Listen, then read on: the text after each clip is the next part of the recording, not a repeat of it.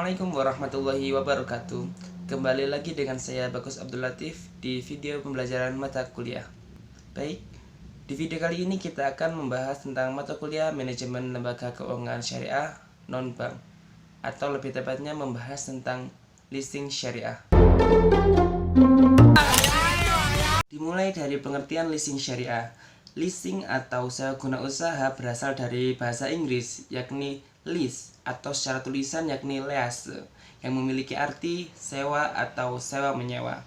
Secara umum, leasing merupakan suatu equipment funding atau suatu kegiatan pembiayaan dalam bentuk peralatan ataupun modal pada suatu perusahaan yang digunakan dalam proses produksi. Leasing syariah atau al-ijarah secara umum merupakan suatu kegiatan pemindahan hak guna baik berupa jasa maupun barang melalui pembayaran upah sewa tanpa diikuti dengan pemindahan kepemilikan atas barang itu sendiri.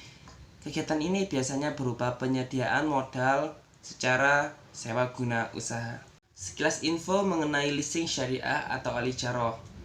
Pada dasarnya leasing syariah sudah ada sejak tahun 2007, akan tetapi tidak dapat tersosialisasi dengan baik, khususnya di Indonesia, sehingga masih banyak masyarakat yang belum mengetahui bahkan mengenal adanya leasing syariah tersebut.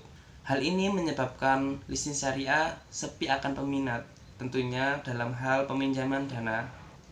Karena keberadaan leasing syariah sangat memberikan kemudahan bagi masyarakat guna solusi ketika membutuhkan dana maupun modal guna usaha maupun keperluan lainnya, kini leasing syariah mengalami peningkatan dari tahun ke tahun. Hal tersebut ditandai dengan mulainya masyarakat mengenal dan mencoba meminjam dana melalui leasing syariah. Beralih kepada dasar hukum al-ijarah. Landasan al-ijarah berdasarkan peraturan dan beberapa fatwa. Yang pertama, Peraturan Ketua Badan Pasar Modal dan Lembaga Keuangan Nomor per 03/BL/2007 yang membahas mengenai perusahaan pembiayaan berdasarkan pada prinsip syariah. Di dalamnya juga diatur mengenai harga jual atas perbedaan barang modal dan berbagai hal lainnya. Kedua, Peraturan Ketua Badan Pasar Modal dan Lembaga Keuangan Nomor per 04/BL/2007 yang membahas mengenai akad-akad jual beli yang dipergunakan oleh perusahaan pembiayaan dengan prinsip syariah. Yang ketiga, Surat Dewan Syariah Nasional Majelis Ulama Indonesia (DSN MUI) nomor B323/DSN MUI /11/2007 mengenai peraturan Badan Pengawas Pasar Modal dan Lembaga Keuangan. Keempat, Fatwa Dewan Syariah Nasional nomor 09/DSN MUI /4/2000 yang membahas mengenai ijarah, mulai dari syarat dan rukun ijarah, objek ijarah, hingga nasabah yang terlibat pada pembiayaan ijarah. Yang terakhir, Fatwa DSN nomor 27/DSN MUI /3/2002 yang membahas mengenai al-ijarah al-muntahiyah bi al-tamlik, mulai dari syarat dan rukun ijarah, muntahiyah bi tamlik, ketentuan sampai hal-hal yang perlu dilakukan jika timbul perselisihan. Al-ijarah dalam pandangan ulama.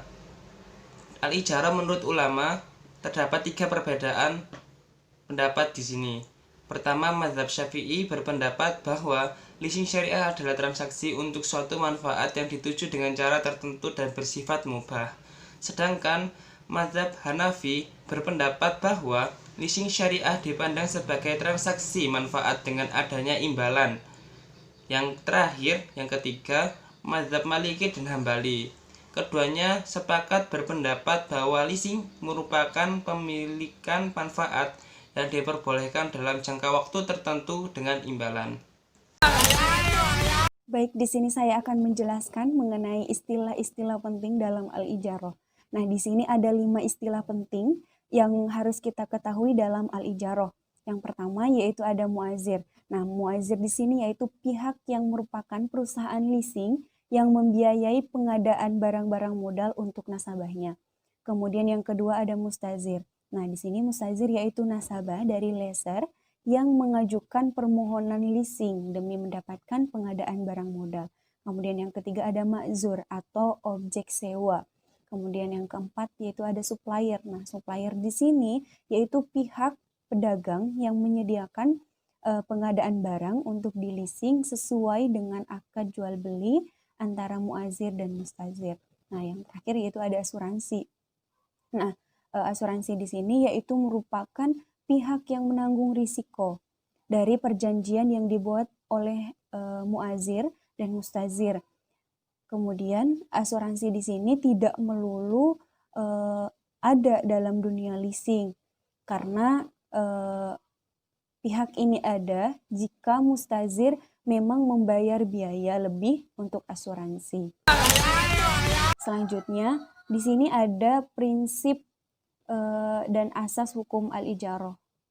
Nah, di sini ada 12 prinsip dan asas al-ijarah. Yang pertama yaitu ada asas kebebasan, yang kedua asas kesukarelawanan, kemudian asas kebolehan, selanjutnya ada asas manfaat dan penolakan pada madorot, kemudian ada asas kebajikan, ada asas larangan untuk tidak merugikan, kemudian ada asas keadilan, selanjutnya ada asas memperoleh hak dan barang ataupun jasa, kemudian ada asas kebebasan dalam berusaha, kemudian ada asas mengatur atau memberikan petunjuk, kemudian ada asas memiliki iktikad baik dan terlindungi, dan yang terakhir yaitu ada asas mendahului kewajiban daripada hak. Di sini saya akan menjelaskan tentang kegiatan-kegiatan leasing syariah. Ada dua kegiatan leasing syariah. Yang pertama yaitu ijarah, yang kedua yaitu ijarah muntahiyah bitamlik. Ya, yang pertama yaitu ijarah. Ijarah yaitu merupakan suatu akad persewaan yang mana dilakukan oleh mustajir selaku penyewa dan juga dilakukan oleh dai ma'jur selaku pemberi sewa. Nah, pemberi sewa tersebut itu mendapatkan keuntungan atas berupa imbalan atas barang yang disewakan tersebut. Yang kedua itu ijarah muntahiyah bitamlik. Nah, akad ini itu sedikit berbeda dengan akad ijarah tadi karena pada akad ini itu terdapat opsi pemindahan hak kepemilikan pada suatu barang tersebut. Tapi balik lagi harus ada kesepakatan antara kedua belah pihak tadi. Adapun opsi pemindahan hak milik tersebut itu bisa dilakukan dengan 4 cara. Yang pertama yaitu dengan cara hibah. Nah, hibah ini dilakukan secara sukarela oleh pemberi sewa tersebut. Yang kedua yaitu penjualan objek sewa sebelum berakhir ternyata memiliki harga yang sebanding dengan sisa angsuran sewa tersebut. Terus yang ketiga yaitu penjualan di masa akhir sewa dengan pembayaran yang memang sudah disepakati oleh kedua belah pihak pada awal akad. Yang keempat, adanya penjualan secara bertahap dengan nominal tertentu yang sudah disepakati pas di awal akad.